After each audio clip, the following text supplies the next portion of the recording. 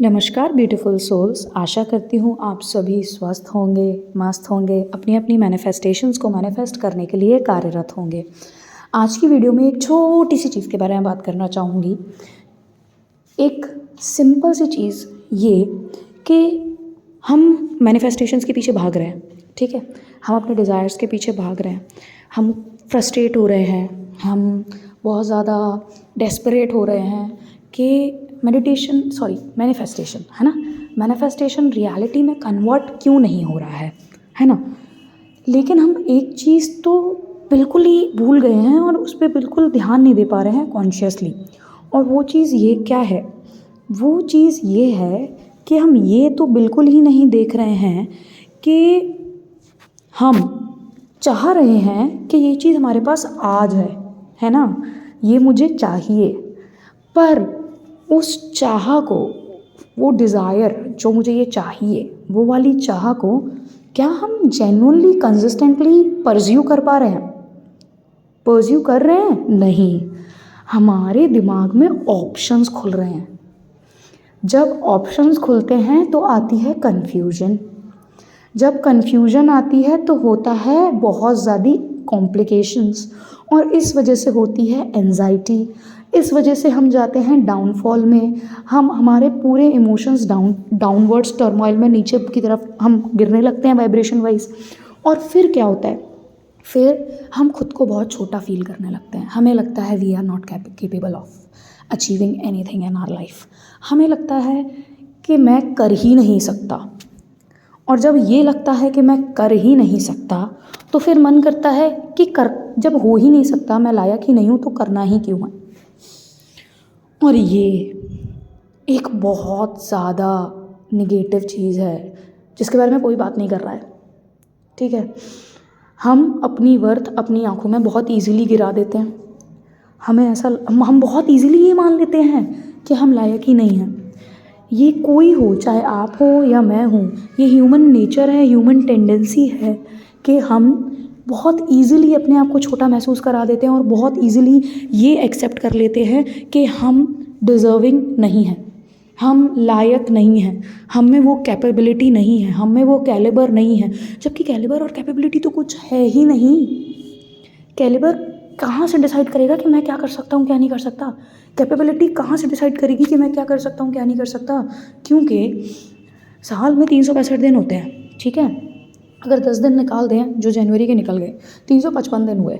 अगर हम 355 डेज़ कोई एक चीज़ पकड़ें और डेली उसमें अपने आप को 1% इम्प्रूव करने की कोशिश करें, चाहे वो कोई चीज़ हो, 1%, 355 दिन, ठीक है। हम कितना परसेंट साल के एंड में अचीव कर चुके होंगे? 355%, ठीक है। 1% का कम, हम सिर्फ 1% इम्प्रूव करें अगर खुद को उस स्पेसिफिक एरिया में, उस स्पेसिफिक चीज़ में, तो हम खुद को कितना परसेंट इम्प्रूव कर चुके होंगे? 355%, है ना। Which is a lot. It is 3x more than what other people might be doing in that specific thing, ठीक है। तो सबसे ज़्यादा इम्पॉर्टेंट बात यहाँ पे जो आती है वो है कि हम चीज़ों को लेके कंसिस्टेंट ही नहीं हो पाते। हम परसिवरेंस मोड में आ ही नहीं पाते। जब हम परसिवरेंस मोड में ही नहीं आ पाएंगे, जब हम कंसिस्टेंसी ही मेंटेन नहीं कर पाएंगे, तो फिर आप एक बात बताइए, हम किस मुंह से यूनिवर्स को बोल रहे हैं ये चीज़ कि आप तो मुझे कुछ दे ही नहीं रहे हो, आप तो मेरे मैनिफेस्टेशन को मैनिफेस्ट कर ही नहीं रहे हो। मैं तो कब से कोशिश कर रहा हूँ मैनिफेस्ट करने की, लेकिन आ ही नहीं रहा है। वो आ नहीं रहा है क्योंकि आप कन्फ्यूज़ हो। लॉ ऑफ अट्रैक्शन बहुत सिंपल चीज़ है अगर एक बार आप उसको सही से समझ गए, ठीक है। ये टेक्निक, वो टेक्निक, ये करना, वो करना, ये सारी चीज़ें सिर्फ आपको कंफ्यूज करती हैं और आप और ज़्यादा डेस्परेट हो जाते हो, क्योंकि आपको ये लगता है कि उसने बोला था कि ये वाली टेक्निक कर लो और ये टेक्निक करके फिर तुरंत मैनिफेस्ट हो जाएगा। अरे जिसने बोला उनने गलत नहीं बोला, ठीक है, क्योंकि उनका मैनिफेस्ट हुआ, क्योंकि वो बहुत अच्छी वाइब्रेशन में थे, ठीक है। पर आपका क्यों नहीं हो रहा manifest? Because you are not in the right vibration, you are not in the right alignment. आप सही रास्ते पर नहीं हैं, इस वजह से आपका क्या नहीं हो रहा है? मैनिफेस्ट नहीं हो रहा है, ठीक है। आपको क्या करना पड़ेगा भैया? वाइब्रेशन जिसने आपको बोला ना कि ये कर लो, ठीक है, और आपका मैनिफेस्ट हो जाएगा, भैया उनके पास सबसे पहली चीज़ क्लियरिटी थी कि किस चीज़ को मैनिफेस्ट करना है। दूसरा ऑप्शन देख ही नहीं रहे थे, ब्लाइंड फोल्ड बांध के बैठ गए, ठीक है, घोड़े की तरह ब्लाइंड फोल्ड लगा लिए कि यही चाहिए, इसके अलावा कुछ नहीं चाहिए, ठीक। उसके बाद उन्होंने पूरी एनर्जी ये सोचने में लगाई है कि ये चीज़ ऑलरेडी है, यही है जो है, सब कुछ यही है, ठीक है। उसके बाद जब आप कंसिस्टेंटली, जब उन्होंने क्लैरिटी के साथ कंसिस्टेंसी लाया और कंसिस्टेंसी के साथ उस चीज़ को परसिवर किया, तो बिल्कुल पॉसिबल है कि एक दिन क्या, 1 घंटे में वो चीज़ मैनिफेस्ट हो सकती है, ठीक है। बस किस चीज़ पर डिपेंड करती है ये चीज़ डिपेंड करती है कि आपका या कितना ज़्यादा फेथ है, कितना ज़्यादा बिलीव है, आप कितना ज़्यादा डाउनवर्ड्स फ्लो में हो उस चीज़ की एनर्जी के लिए, थॉट प्रोसेस के लिए, ठीक है। तो I will again say this, consistency and perseverance are utmost required. चाहे फिर आप किसी चीज़ के बारे में बात कर लो, बिना कंसिस्टेंसी और बिना परसिवरेंस के क्या होगा, कुछ नहीं रिजल्ट आ पाएगा। जैसे इसको एक एग्जाम्पल देके समझाती हूँ। अगर आपको आईआईटी का एग्ज़ाम देना है, ठीक है, और आपको नीट का भी एग्ज़ाम देना है। अब आप कंफ्यूज हो कि आपको कौन सा एग्ज़ाम देना है। आप क्या कर रहे हो, दोनों एग्ज़ाम देना चाह रहे हो, ठीक है, बहुत अच्छी बात है। और आप प्रिपेयर दोनों के लिए कैसे कर रहे हो, एक दिन आप नीट का पढ़ रहे हो, एक दिन आप आईआईटी का पढ़ रहे हो, एक दिन आप नीट का पढ़ रहे हो, एक दिन आप आईआईटी का पढ़ रहे हो। तो क्या आप इस तरीके से एग्ज़ाम टाइम तक 365 डेज़ की ड्यूरेशन में पूरा सिलेबस कवर कर पाओगे, कंप्लीट कर पाओगे, सेलेक्ट हो पाओगे, वो तो दूसरी ही बात है, वो तो छोड़ ही देते हैं। लेकिन क्या आप अपना सिलेबस फुलफ़िल कर पाओगे? मोस्ट प्रोबेबली आप अपना सिलेबस भी कंप्लीट नहीं कर पाओगे। और एक बार सिलेबस कंप्लीट कर भी लोगे तो आपको डाउट्स कितने आएंगे।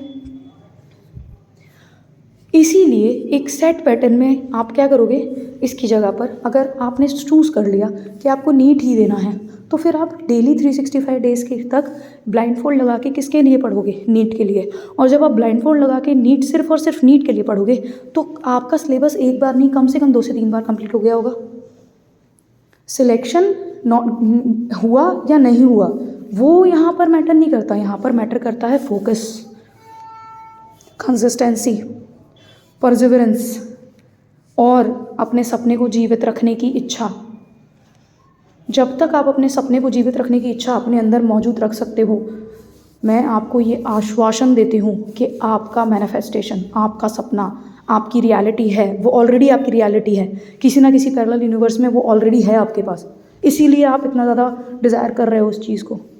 और एक चीज़ और, कोई भी थॉट जो आपके दिमाग में आता है, कोई भी सपना, कोई भी डिज़ायर जो आपके थॉट दिमाग में आती है, वो पैरेलल यूनिवर्स में कहीं ना कहीं, किसी ना किसी पैरेलल यूनिवर्स में ऑलरेडी आपके पास एग्जिस्ट कर रही होती है, इसी वजह से आती है, ठीक है।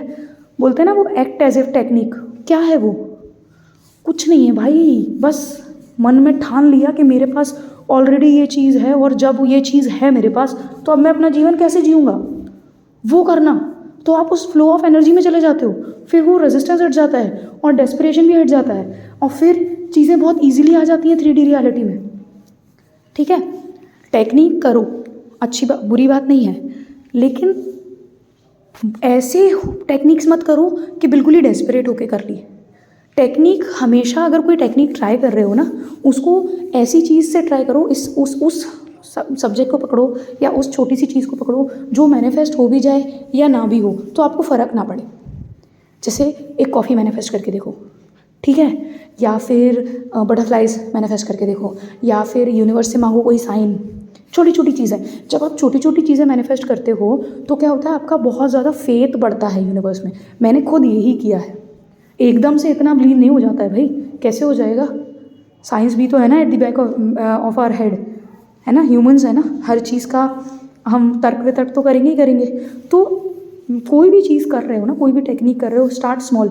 मतलब अगर आपको बिलीव और फेथ है तब तो आप कुछ भी मैनिफेस्ट कर सकते हो, टू बी वेरी प्रिसाइज, ठीक है। कितना टाइम लगेगा उसको आने में वो आपकी वाइब्रेशन पर डिपेंड करता है, लेकिन और अगर फेथ बिल्ड करना है ना तो सबसे सही तरीका है छोटी छोटी चीज़ें मैनिफेस्ट करो, छोटी छोटी चीज़ें, कुछ भी रैंडम, कि मुझे like I want to see a dog, universe dog दिखा देगा वो, ठीक है। स्पेसिफिक ब्रीड का मांग के देखो, क्या पता दिखा दे, ठीक है। कोई फ्रेंड से बात करनी है, बोल दो यूनिवर्स को, क्या पता वो कॉल कर ले। नथिंग इज़ लिमिटलेस, मतलब किसी भी चीज़ पे लिमिट मत लगाओ। Everything is in your limits, everything is in your reach, ठीक है। ये बात समझो। कंसिस्टेंसी और परसिवरेंस को फोकस के साथ जोड़ो। हर चीज़ में फोकस चाहिए होता है यार।